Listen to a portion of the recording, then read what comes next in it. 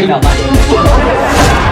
Ladies and gentlemen, welcome to today's episode. Yeah. Ooh. Cha-la-la. This kinda sounds like a country song mixed with Latin spice.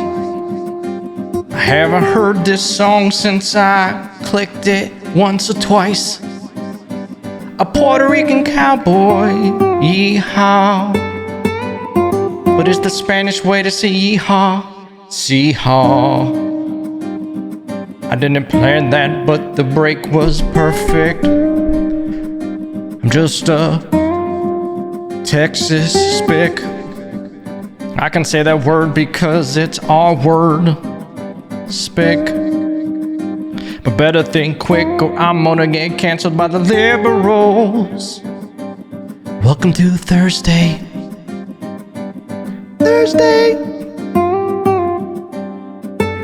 Yeah. Ladies and gentlemen, every now and then we just gotta switch it up a little bit. You know, we gotta spin a 180 for the 180th episode on the podcast. That is quite an accomplishment, I'll be honest with you, ladies and gentlemen. Quite an accomplishment. Do I have a sound effect of something cheering? Nope. We'll take it. We'll take this. That works, I guess. Anyway, ladies and gentlemen, welcome. Episode 180. If I had to be honest with you, if I identified it as anything, by the way, yesterday I had to identify as something. I was forced with this comedy club booking to submit my pronouns. It didn't give me an option. I had it write in here, him, he, him. I'm sorry, whoever cares about that. It's the weirdest thing. Why don't you ask me my favorite food? I feel like that's more important than you know my pronouns like randomly. Like if someone misgendered me, I wouldn't care. I get misgendered as a douchebag all the time. Okay. I had a girl in college. We were friends. And I remember one day she just randomly says to another classmate, she goes, you know what? Evan really isn't the douchebag that I thought he was when I met him. And I'm like, thanks. That's sweet, right? So I'm okay with it. And I understand, listen, it's just we're adding weird options to things, and I'm okay with it. It's just can we talk about that? There's an adjustment period to where we're like, what are we doing here? Because where does this stop? All right. If I say, hey, how's it going, man? And you go, actually, I identify as a woman. Cool. I apologize, man. I have no problem with that. But to need to tell me that I need to, like, the first time through, where's the getting to know each other process? You know, I'm going to start introducing myself as a Sagittarius. I'm going to start writing it in. And if people try to call me by my name, I want them to just be like, no. I'm a Sagittarius, okay? I don't know exactly what Sagittarius means, but you need to identify me as that, okay? Ladies and gentlemen, if this is your first time into the podcast, listen, sometimes we get weird. We used to get weird a lot on Wednesdays. We used to come in hot on Mondays. Now we have Litty Titty Tuesday, Thirsty Thursdays. Baby, welcome. If it's your first time, welcome. We're going to get into a bunch of weird shit today, I promise you. But if I identified as anything, it'd probably be a Puerto Rican cowboy. You know? And this is the thing. This is why I try not to identify as anything, you know, except a guy who wears a paperboy hat every now and then. Yeah, if you're not paying attention, you're not watching the video, you're just listening to it. I'm wearing a paperboy hat. I'm bringing it back. Listen, I love me a good paperboy hat. It's just silly. You know what a paperboy hat tells me? Hey, life isn't that silly. Why aren't we playing dress up more often? You know? I hate the people who dress up, who wear paperboy hats as a real fashion statement. They're like, who wear it unironically. The people who are like, yeah, I look fucking good in this thing. Or they put on a paperboy hat and they're like, I want people to know that I'm cultured, you know? Like someone has to put on their paperboy hat and be like, I'm going to get coffee in this thing. And people are going to think I'm distinguished. People might think I'm a freelance photographer, you know? It's just, you gotta rock it knowing that you look silly. That's why I wear it. Hey, I'm silly. I'm a silly person, all right? I don't want you to take me serious. Look at my hat, okay? It's a paperboy hat. Bringing you the news on this podcast. Bars. A Puerto Rican cowboy. You know, I love me some good country music. The greatest era of country, I feel, like early 2000, late 90s, you know, before it all was watered down, before they went too commercial with it.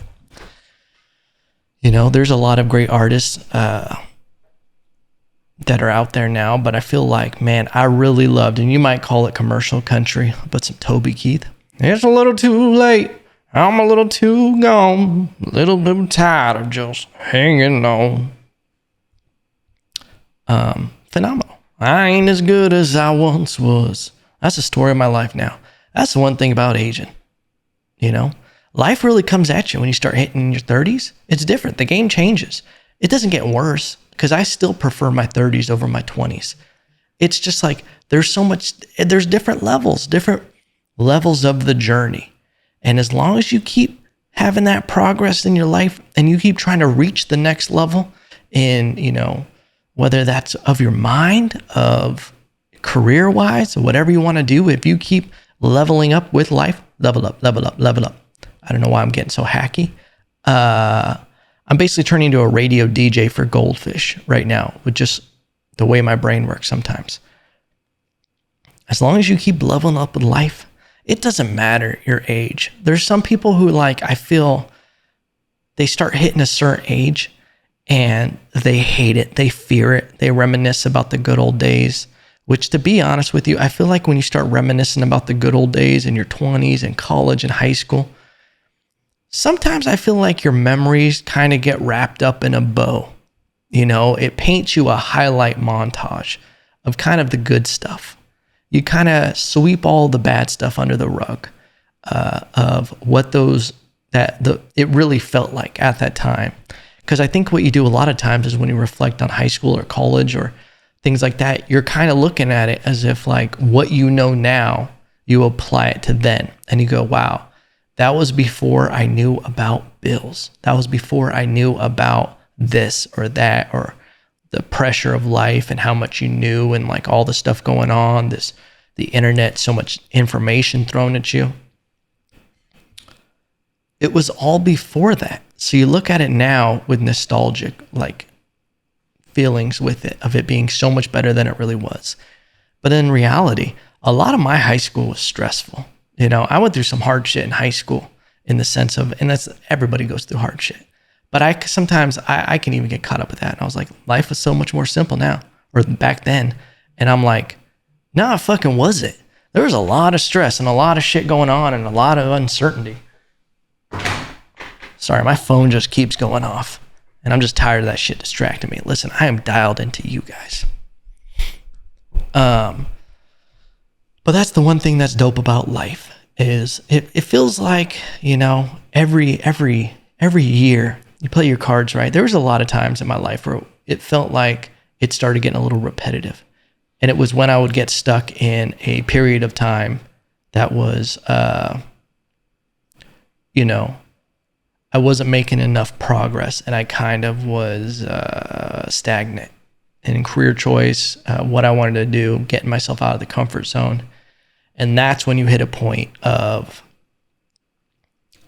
trying to hold on to an era, whether it was in my early 20s. When I hit mid 20s, I kind of hit like a lull in my life where I was like, I don't know what the fuck. I'm just trying to do stuff, but it's not really working out. It's, you know, it's a period of time where it's not a lot of progress. And I remember being like, ugh, like, this is boring. And, you know, you think about the times when life was exciting and a lot changing. But then made some changes in my life, and I started moving and progressing. What am I, fucking Harry Potter? I was progressing, and we got back on the pony, baby. We got back on that roller coaster of a life where it's like, now it's new stuff, new experiences. And that's the beauty of it, is every new era, and I would say decade, comes with its own challenges and also its own beautiful things. You know, you move on to the next level and you don't try to hold on to that previous one. It was always weird to me. I hate clubs now. I hate bars. The idea of talking to drunk people and being in that environment again sounds terrible to me. Listen, I'm a 75-year-old man inside, okay? But there was a time where that was exciting to me, where, you know, I was 18, 19, 21, and I would be in the clubs and I would see people in their 40s and even 50s, dudes, trying to dance with 18, 19-year-old girls. And I'd look at them and I'd be like, bro, go home to your kids. Go the fuck home. What are you doing here? This isn't for you, you know? And that's not, you know, me, because, you know, you post a video on TikTok and Instagram.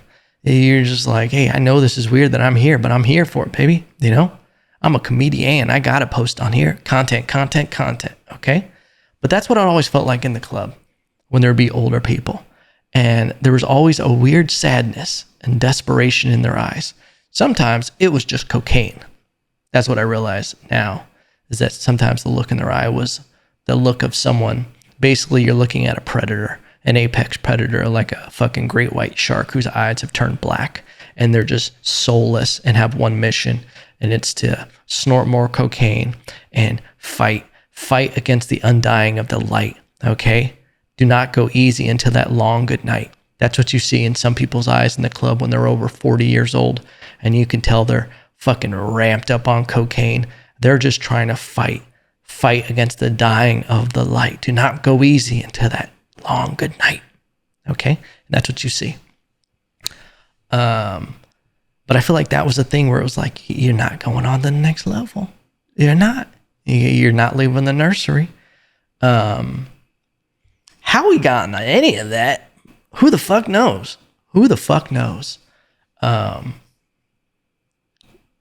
One way that connects to that is a segue, is you realize things about yourself as you start getting into the next phase of life, and you can't tolerate things. There's certain things, you know, when I'm bringing this up because I forgot how I got on this, but yeah, there's certain things that I realize, oh, I can't do this anymore, and I'm being forced by life to adapt. When I was younger, I basically, and this is not saying that I think I'm an elite Olympic athlete, but hey, could have been. If people were like a foot shorter, you know, and weren't as genetically good at things, I could have been an Olympic athlete. If I was 3 feet taller, I might have been able to swim in the Olympics. Why not? But basically, I have been someone, and it's probably a mistake. It's probably easily a mistake. I'm someone who overworks with everything I do. I'm not good at resting. Not good at all. Sometimes when people tell me that they just chilled, I'm like, what'd you do today? They're like, man, I slept till fucking 2. I watched movies all day, and they just chilled. And it's like Tuesday. I'm envious because I'm like, dude, I wish my mind would let me relax like that. It could be 9 at night, 9 p.m. And my brain, for some reason, is like, hey, you got to do one more thing, and then you can chill for a half hour, you know? And it's just like, for some reason, I'm wired that way. And it translates over into working out as well. And I've hit a point where my body just doesn't, it can't, it's breaking down. Not in the sense of like my body's falling apart, but it's like I can't redline it anymore. I did that through my entire 20s where there was like 6-month periods where I wouldn't even take a day off from working out. And I don't work out like a regular person where I'm like, I'm going to go to the gym, I'm going to do 30 minutes on the treadmill, and then I'm going to go through this weight cycle. It's like, no, I'm going to do 12 rounds of circuit training, of jump rope, battle ropes, kettlebells, hitting the bag. And then I'm going to do sprints, and then I'm going to do deadlifts and all this stuff. I work out until I'm completely exhausted, like an idiot. And I would do that daily. And the thing is like in my 20s, I would get sick a lot. And because I'm sick as fuck, bro. Sick as fuck. Don't forget it. And I would just always feel tired. I dealt with anxiety, and for some reason working out would help with that. But the catch-22 is when your adrenal glands, you're not letting yourself recover enough, it's making it worse. You're more on edge. You're not getting the sleep you need because your body's never completely coming to a rest because it's always in a state of stress. And I did that most of my 20s. When I competed in boxing, when I swam in college, and that's why it's like, you can do that when I'll be doing like 3 workouts a day. You can do that for a swim season, but you need rest and recovery. And it's something that it's tied in with me not being disciplined enough with food sometimes, where I love to eat anything. I don't think there's been, in probably 10, 15 years, I probably haven't left food on my plate. When someone gives me a plate, I go, I got the mission, coach. I finish everything on here. And then what that does is creates a vicious cycle where I'm like, now I have to work off that. So I'm never resting because I'm always working too hard. And that's something that I've been dealing with lately is I'm trying to use the same techniques that I used in my 20s and bring them over to my 30s. And it just doesn't fucking work because I can't do all the same shit that I used to be able to do. And it's not like, oh, I'm getting old, but your boy's getting older. It's time to start training smart, not tough. I always have believed in that, of finding efficient, smart ways to doing it. And I have to take my own advice and start resting more. So today, your boy did 20 minutes of cardio, a little bit of weights, and that was it. I was out of the gym in probably 30 minutes. Did I want to keep going? Yeah. Did I have workout blue balls? I did. But look at me now, all bright-eyed and bushy-tailed with a fucking paperboy hat on, just for you guys. All right? So that's what the fuck's going on in my life. What else we got going on? Yeah. Told y'all about how the fuck I work out too much. Was there a point to any of that? No. But when has there ever been a point of this podcast? Yeah. We just bullshit. Welcome, ladies and gentlemen.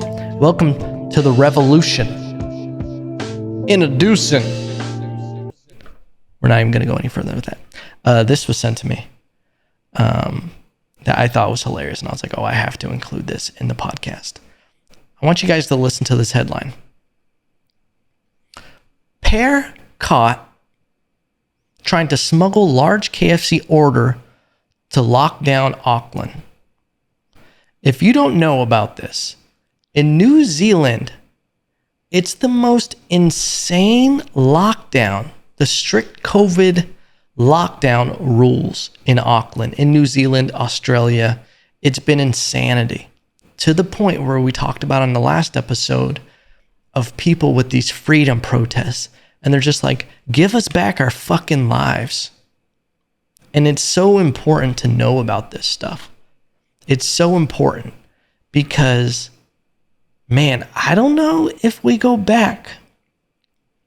Like, that's why it's so silly, man, when people start talking about how selfish people are for not wanting to get the vaccine, how it's not something about liberty, it's about health and caring for people. It's not that. It's not that at all. I care so much about people's health.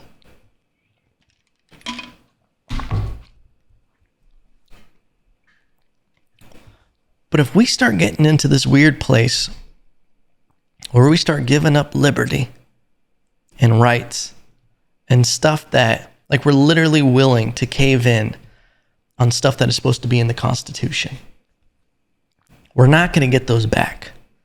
That's the truth. Because if they start using it for this one thing, they're going to use it for another thing. It's not right now that you guys should be worried. In reality, politically, I have no affiliation with anybody. I'm not a Republican. I'm not a Democrat. I'm in the middle. I'm somewhere in there. What is it, libertarian? I'm just in there where I just believe in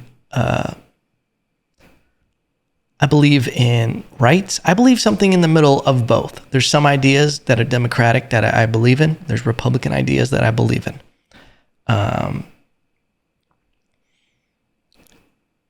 And I feel like that's a good place to be. And for some reason, a lot of people think that I'm a certain way when I'm not. But I basically believe in the rights of individuals and the people of America, okay? I believe in people of everywhere. But it's so important because the point I was making, you might agree, you might be a Biden supporter. If you are, kill yourself. I'm just kidding. But you may have voted for Biden because you're with the Democratic Party. If Trump had done any of the stuff, the kind of mandates and everything, there would have been protests in the street. But for some reason, you're okay with it because your team is doing it. And you think that they have your, well, they must be looking out for us because they're deemed the good party. Do you realize that in 4 years, and I promise you this, Biden doesn't get a second term? It'll blow my fucking mind if he got elected again based on how it's going so far. It would blow my fucking mind. And what's going to happen in 4 years? Probably going to have a president that you don't agree with.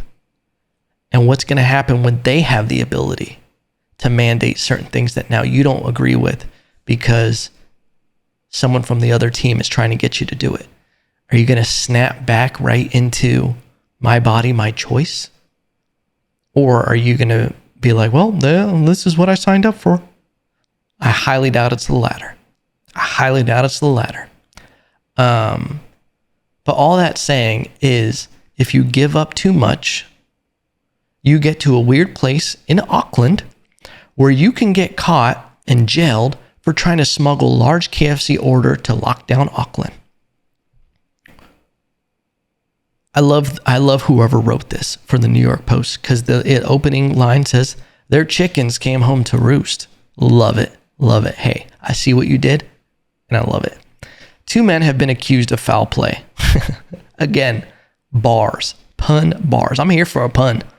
2 men have been accused of foul play after being caught trying to enter New Zealand's largest city with a huge stash of KFC in the trunk of their car in violation of strict COVID-19 lockdown rules. Police were on patrol Sunday on the outskirts of Auckland when they noticed a suspicious-looking vehicle traveling on a gravel road. And upon seeing the police car, the vehicle did a U-turn and sped off, trying to evade police.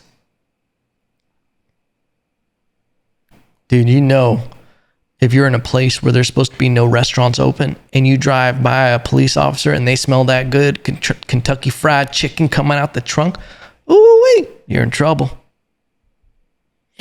You're in trouble. And what's funny about this is, were these people, were they about to go to a place where it's completely shut down and slang KFC on the corner? Because if so, that's just entrepreneurship. All right. What is stopping them? If all the restaurants are shut down, why can't you go into a place where, you know, the restaurants are shut down and slang food to the people? Listen, let the people have some Kentucky Fried Chicken. All right.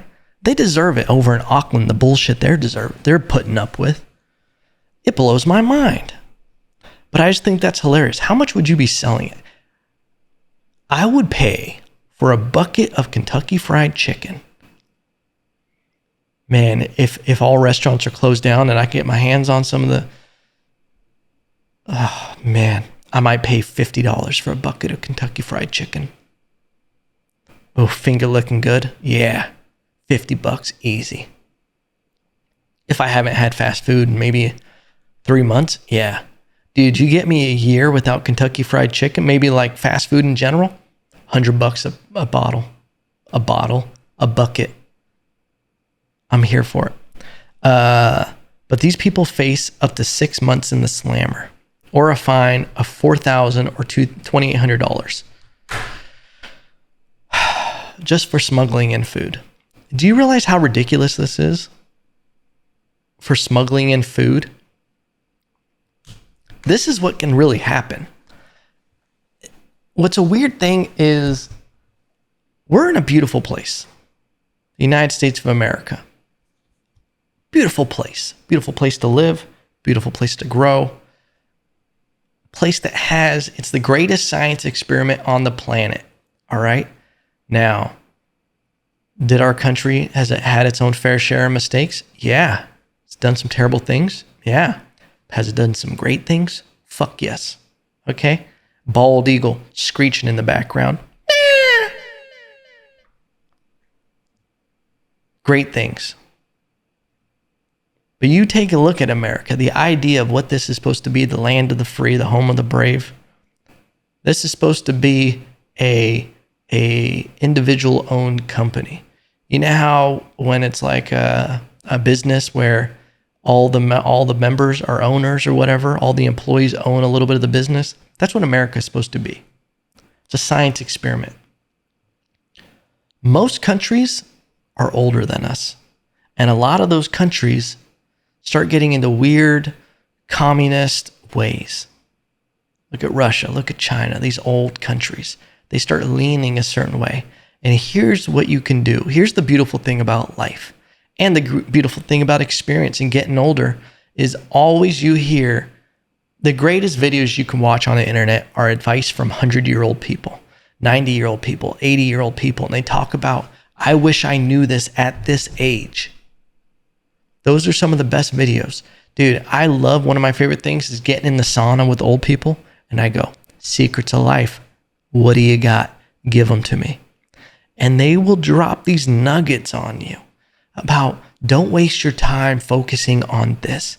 I wish I would have laughed more. I wish that I wouldn't have taken myself serious. Look at your boy, Paperboy Hat. Think I take myself fucking serious? I wish that I started a business. I wish I didn't work so much. All these gems that you get from older people, because in the end, they're like the only thing that matters is the people you laugh with and eating good food. A lot of times people can waste their entire life focused on the wrong things. And I say that in correlation to looking at these older countries. We should learn from these other countries the mistakes that were made, where this kind of thinking leads, where in history are the lessons. And it's a big thing. What is it? Societies that don't learn from history are bound to repeat it. That's a powerful thing. Let me say that again. Countries that, I know I didn't even say the right things. Countries that don't learn from history are doomed to repeat it. Even more epic. So I think there's lessons in where you start seeing things like Auckland. You start seeing countries that are like the most insane gun control. Where it leads, you are looking at China, places with the most intense restrictions. Look at North Korea. Any place that restricts their citizens, where rights are slowly given up for the greater good. You look at North Korea, there's a great Joe Rogan episode. Shout out to Joe Rogan. I know you need the plug. A great episode he has with Yeonmi Park. She's a North Korean defector, and she talks about North Korea and talks about what it was like growing up there and the communist ideas and just how terrible it is and some of the mindsets, real oppression. And it's some of the stuff where you think is a joke. Like you're just like, that can never happen. That's not real life. It just nudges a little bit every single day. We might be fine. In my life, I'm probably going to be fine in the sense of liberty and freedom and the rights to live the kind of life that I want. We're barely dipping our toe in this weird society that is under surveillance. You start looking at federal government overreach. You start looking at them wanting to be able to look into your bank account if you have more than $600 or any transactions over $300 for IRS purposes, where they can just freely start looking through your bank account, seeing what you're buying, what you're doing, just completely impeding on your rights. But there might be a day when I have kids where that's normal. And then where is the weird move over from that normal? And where does it go in 50 years, 100 years? And I feel like that's what we should be worried about.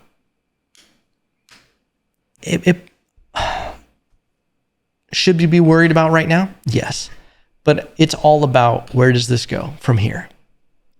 And that's what I think the lessons are from looking at other countries that are older that start implementing these kind of restrictions. And goddamn it, this was a patriotic episode, ladies and gentlemen. Patriotic episode. We'll end on this one thing because it's kind of related. It's a pretty big thing. And is there an easy answer? No. And am I a silly guy with a paperboy hat on going to solve this issue? No. But it's interesting to talk about. The Haitian immigrant status in the Rio Grande, I believe it is.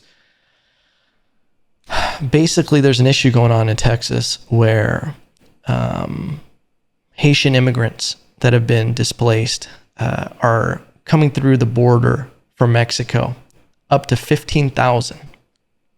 And that's also mixed in with other immigrants from other places.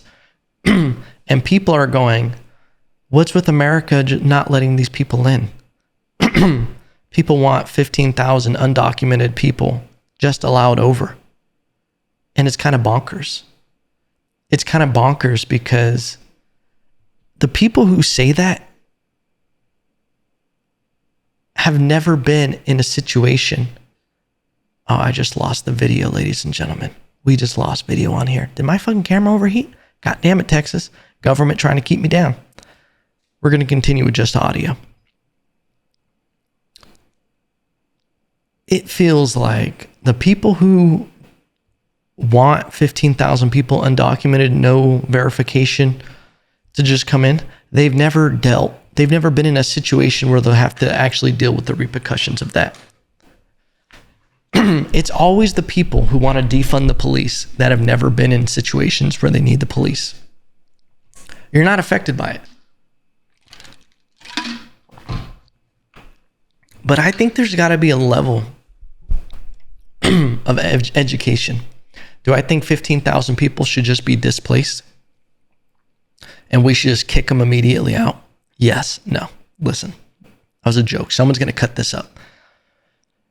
I don't know what the right answer is.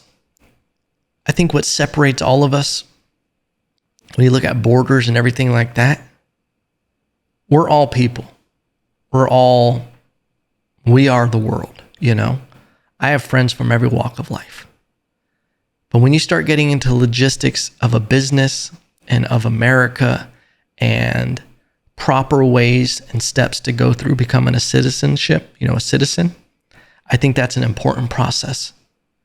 Dropping all the borders and just letting people come in freely, it's only going to complicate things.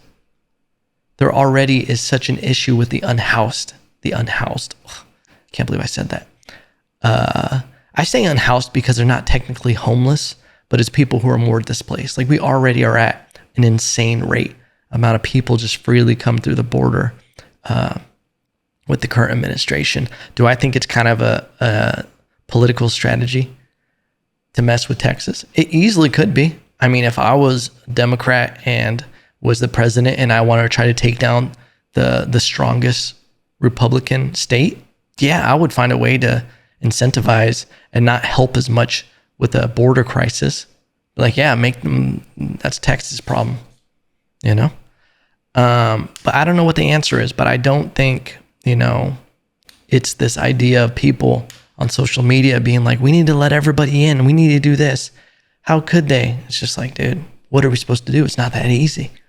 So I think it'd be cool, government breakdowns of what the real issue is, why it's not as simple as just letting people in, and ways that people can help if they actually want to help. That would be phenomenal of the government to create educational tools of how borders work and why they're important. Shit, I'll film it for you, government. Not for you, Biden. You'll tell me I can film it for you and then just forget. Yeah, ladies and gentlemen, we keep going over 30 minutes. I try to hit you with 30 minutes, all right? But it is what it is. I hope you guys have a great week. We were supposed to have a guest today, but sometimes shit just falls out, and that's okay. We're just going to keep it moving, pimping. And remember, no matter what, at the end of the day, I still love you.